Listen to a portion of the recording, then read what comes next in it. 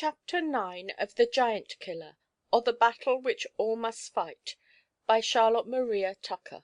This recording is in the public domain. Lynne Thompson. Chapter 9. Fair Gratitude. From that day the children of the Roby family firmly and prayerfully resolved to struggle against the enemy within, and, if possible, by benefits, overcome those whom they regarded as the enemy without. Instead of exciting each other to anger by complaints of annoyance from the Probyns, they agreed to unite all their powers to render their difficult duty more easy. If gloom gathered on Bertha's brow at some unreasonable request from Adolphus, the smile of Aleck reminded her of the victory over the giant. If her brother flushed in an insolent word from Constantine, he caught the quiet glance of Bertha's eye, and was silent. Where the darts of bitter words are broken and thrown aside, passion usually dies away. Aleck and Bertha both endeavoured to keep a bridle on their lips, and their efforts were not all in vain. Constantine, who had some generosity in his nature, grew ashamed of offering provocation where none was returned; and Mrs. Roby, with a delight which few but a parent can fully understand, watched the growing improvement in her children. Their patience, their forbearance, were increasing under trial, their virtues were becoming strengthened by practice. They knew more of the difficulties of the Christian fight, but they also knew more of the spirit which overcomes them. The Probyns also were not exactly the same as when they had first been received into Dove's Nest.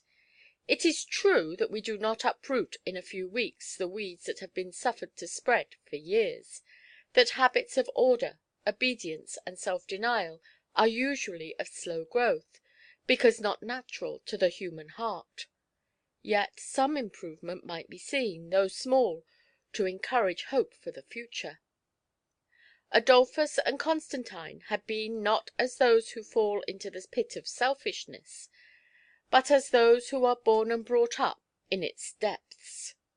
The pleasure of thinking of others, living for others, giving up their own will for the happiness of others, had been as unknown to these boys as the brightness of the sky and the beauties of nature would be to one who had always dwelt underground. They now began to have an idea that we are born for something more than merely to eat and drink and amuse ourselves, and, with the example of the Robys before him, Constantine felt sometimes half inclined to lay hold, like Fides, on the twigs of love of approbation, and win praise by showing a little kindness. His motives, however, were too weak, his selfishness too strong, for him yet to make much progress, and his pride was ever in his way. Adolphus, on his part, was certainly more upon his guard against the enemy Untruth. He had little need to search for him behind the mask, for hypocrisy was not in his disposition, but equivocation, usually the result of fear, had become, alas, but too familiar to the boy; while, until he became the pupil of Mr. Roby, Adolphus had scarcely ever related an occurrence without falling into the error of exaggeration. "There are hundreds of sheep in that meadow," he exclaimed one day. "Hundreds! It scarcely appears so to me," was Mr. Roby's quiet reply. "Will you oblige me by counting the exact number?" Adolphus, a little annoyed, had to comply. There were not more than 40 in the field. "Then, taking your statement at the lowest, your hundreds but at 200," said the clergyman, "by how much has the glass of exaggeration multiplied the number of the sheep?"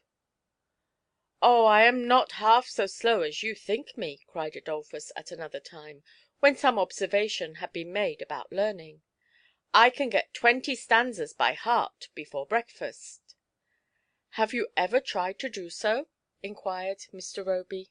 "Oh, I've done it 50 times," cried the boy. "If you have done it 50 times, you will easily do it 51," said Mr. Roby. "I shall expect you to bring the stanzas to–morrow morning. and he rose from his seat to take down a volume of poetry from the bookcase. The countenance of Adolphus fell. He was ashamed of his silly boasting, and afraid of the consequences which it might bring upon him. He had no alternative but that of either confessing that he had spoken nonsense, or studying hard till noon before breakfast could be touched. So, mortifying as it was, he chose the former course, and was far more guarded in his speech in future. Several interruptions had occurred to postpone the reading of the Giant Killer, but one noon, the little party being assembled around her, Mrs. Roby continued as follows: FAIR GRATITUDE. The life of Fides was not one of rest. He well knew that fresh labours were before him, but his was a joyous, gladsome heart. He felt honoured by the permission to serve his king, and to devote his strength to the cause that he loved. One autumn evening, when the red orb of the sun was setting behind a bank of clouds, tipping their edges with golden light, as Fides was passing along the side of the morass of Forgetfulness, he thought that he heard a faint cry. He paused to listen, for by a champion of the truth the voice of distress is never heard in vain. Wide and dreary the swamp lay before him. Not a tree broke the dismal expanse, but rank weeds grew thick in many parts, with rushes that seemed bending beneath the white mist that spread like a pall over the morass. Their presence betokened that of water, but no silvery sheet reflected the fading splendour of the setting sun. The mantling green upon the pools shut out the light, and filled the air with unwholesome odours. Remembrance of the past may be painful, when we review our mistakes and recollect our errors, but better, far better, to wander even over the painful desert of regret, than to lose sense of both pleasure and sorrow together in the fatal morass of forgetfulness.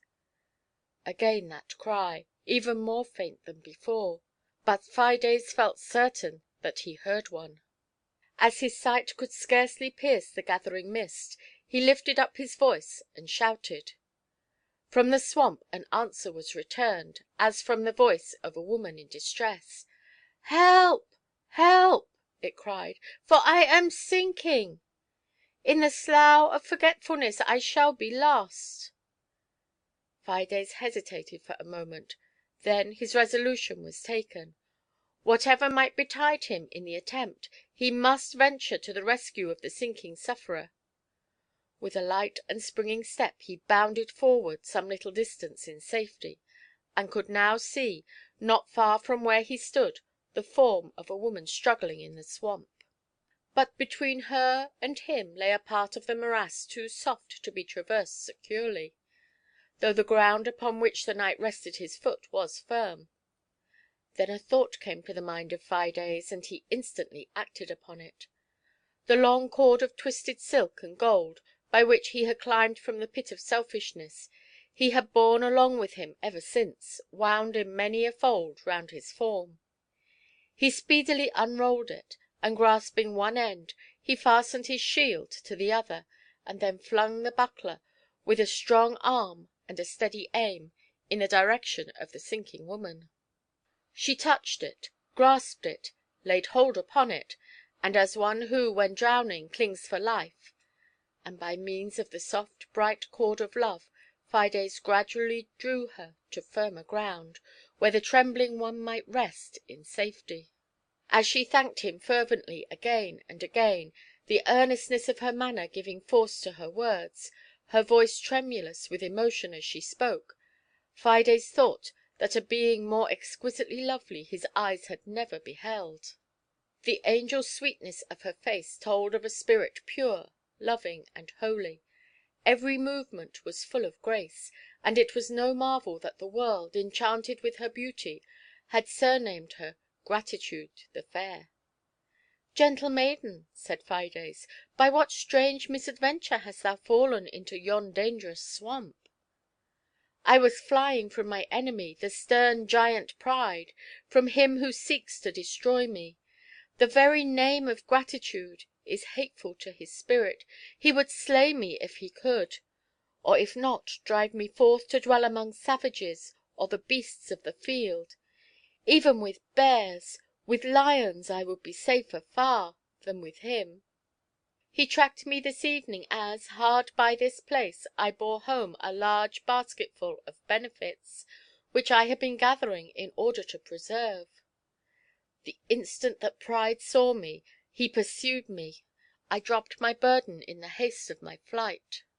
And though I fled yonder where he dared not follow, I beheld him with insolent scorn scatter my fruit over the waters of the morass.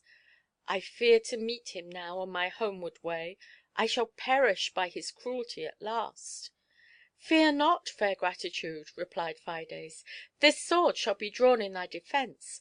Sooner will I die than suffer thee to be destroyed, thou that art beloved of all the children of virtue.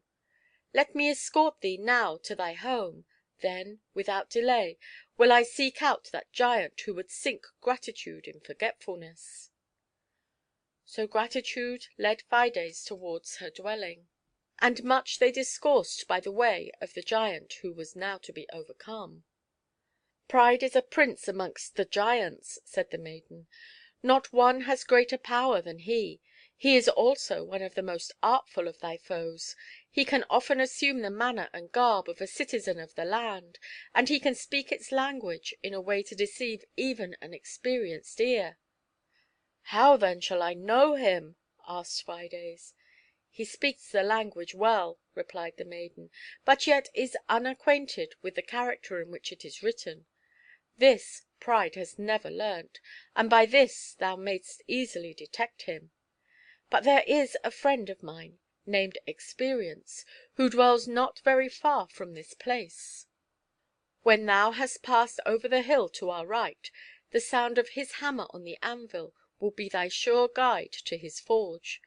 From him thou mayst gain knowledge more than I can give. He will direct thee to the haunts of the giant.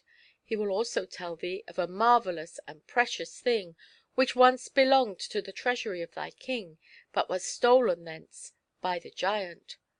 A high and glorious reward has been offered to him who will restore to its rightful owner the golden staff of the will.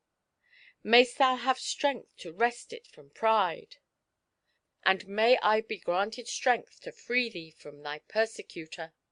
"Thou hast already slain one foe to me and mine," replied fair Gratitude. "I was long an object of the hate of Giant Selfishness, since I helped to fix by his fatal pit that cord of love with which thou hast since saved me. Once I myself almost stifled in the pit, but Experience came to my succor." "I have often heard of thy name, fair Gratitude," said Fides, "but I never beheld thee before." "I have been much talked of in the world, but little known," she replied. "Thousands have eagerly promised to make me their companion till death, but on their way to my home have turned back, or been lost in the morass of forgetfulness." By this time the maiden and the knight had reached the dwelling of Gratitude. A small, humble abode it appeared, with a doorway so low that Fides had to stoop his plumed helmet ere he could enter. But no sooner was he within the place than he gazed with admiration around.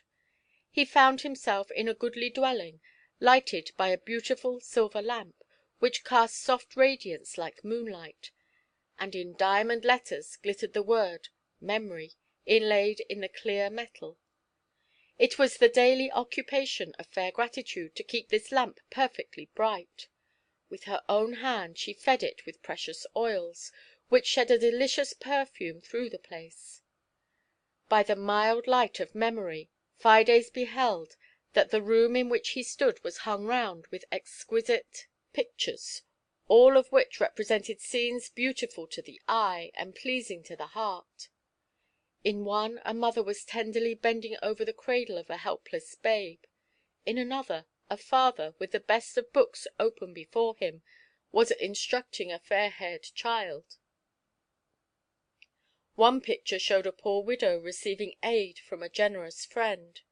The next, a truant led back by an elder companion to the path which he had lost, half struggling, half resisting, and yet clinging to the guide, whose looks told of pity and love. An open door led into an inner apartment, even fairer and more preciously adorned than the first, into which fair Gratitude often retired for the purpose of prayer and praise, for this was her dearest occupation, this was her highest delight. After Fides had passed a short space of time in examining the pictures hung round the walls, and had received from Gratitude minute directions as to the way to the dwelling of Experience, who could guide him to the haunts of Giant Pride, he took his leave of the gentle maiden. She stood at the doorway to see him depart on his dangerous but glorious mission, and there, as she lingered, with the faint moonbeams gleaming on her lovely form, her clasped hands, and her soft flowing hair, Fides thought that she looked like an angel of light blessing him before the battle. Still, as he pursued his onward way, he could fancy that he beheld fair Gratitude yet, trimming and feeding her silver lamp, and gazing fondly on the pictures that reminded her so sweetly of the past. Laura had edged her little chair nearer and nearer to her mother as the description of the dwelling of Gratitude was read, and her curly head was resting on the knee of her parent at the close. The Probyns sat silent, thinking perhaps what pictures Gratitude should hang up for them. They had been accustomed to receive kindnesses with pleasure indeed, but without any idea of keeping a thankful remembrance of those to whom they were indebted for them. Pleasures, when once over, had to them left nothing behind. They had not lighted the silver lamp of memory in their hearts to renew joys and bring the past back again. They had not yet, like Aleck and Bertha, known the deep, sweet feeling of gratitude, which, beginning with duteous love towards the parents who have watched over our childhood, extends to every friend whose kindness has cheered us, and rises most noble, most holy in its nature, towards the Giver of all that is good. Where pride and selfishness hold their sway, alas! too often it is found that Gratitude, a virtue despised or unknown, is lost in the swamp of forgetfulness. End of chapter 9.